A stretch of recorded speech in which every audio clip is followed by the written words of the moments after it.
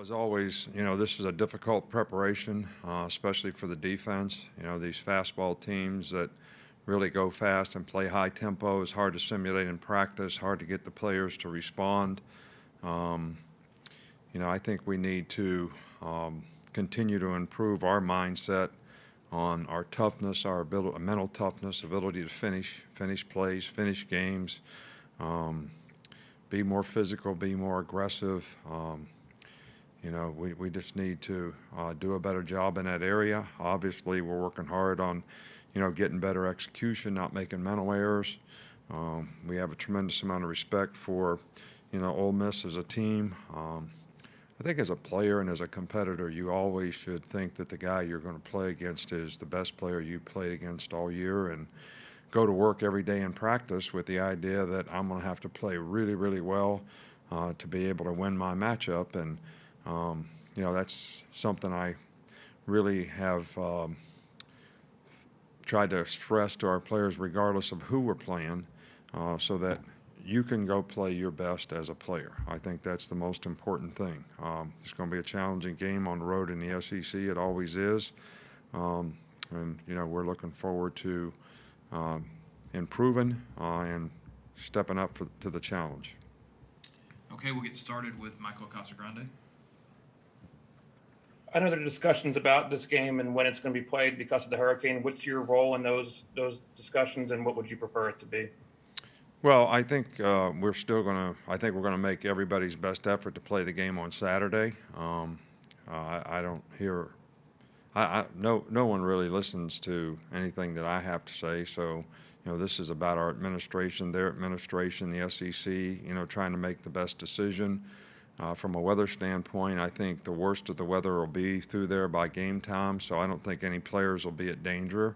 It will be raining probably, and it'll probably rain most of the day.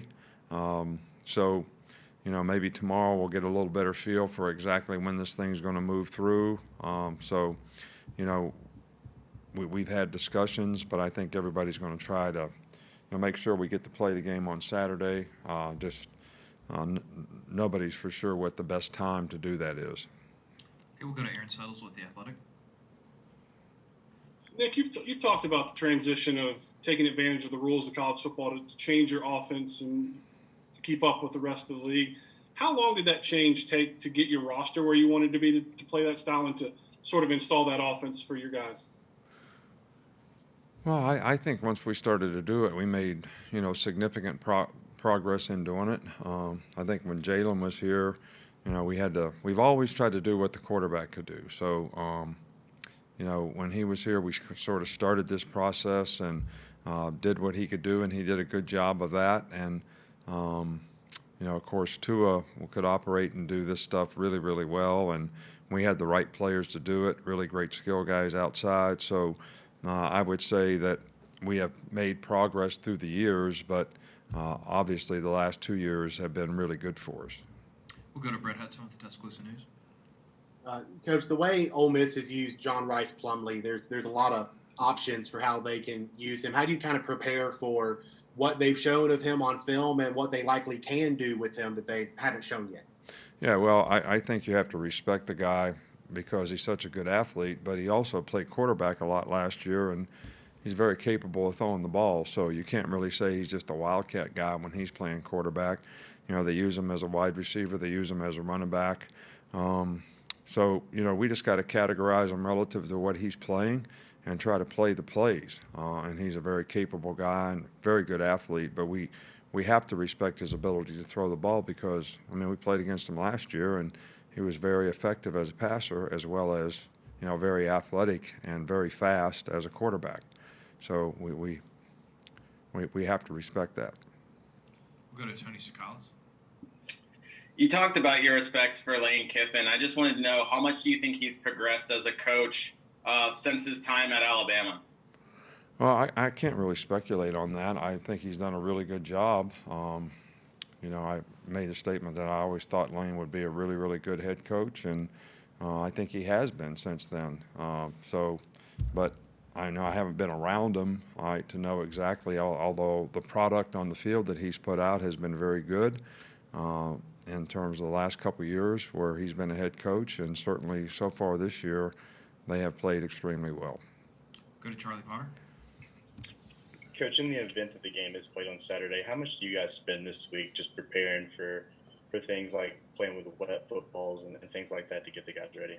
Yeah, well, we did everything we did today was with a wet ball. So, we did about half the practice yesterday, wet ball. Today, everybody that handled the ball, it was wet.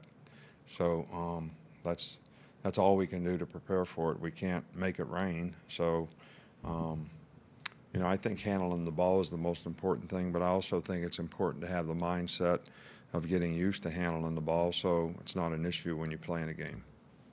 Okay, we got time for a couple more. We'll go to James Ogletree. Yeah, Coach, you've coached against a DJ Durkin defense before. I was just curious what you think about him as a play caller and their scheme, and in terms of what you might see in this game, especially their front, what you think they might try to do there.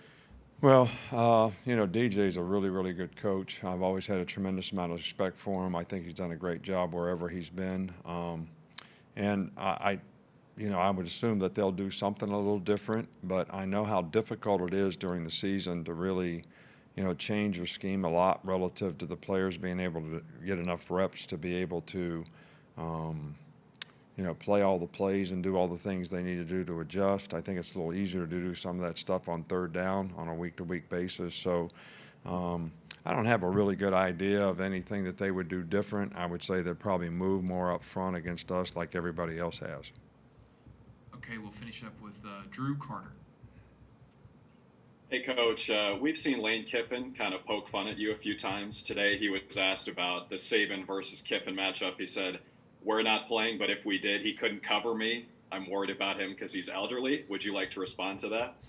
No, I think he's probably right. I wouldn't disagree with him. I guess what I would ask is when he's my age, what's he going to be like then? I don't know. I mean, it's a little bit of a, disadvantage to be, my age and have had a hip replacement. But, I still pride myself in my ability to cover. I just don't think I could cover him. All right. Thanks, guys. Thanks, Coach. Thank you.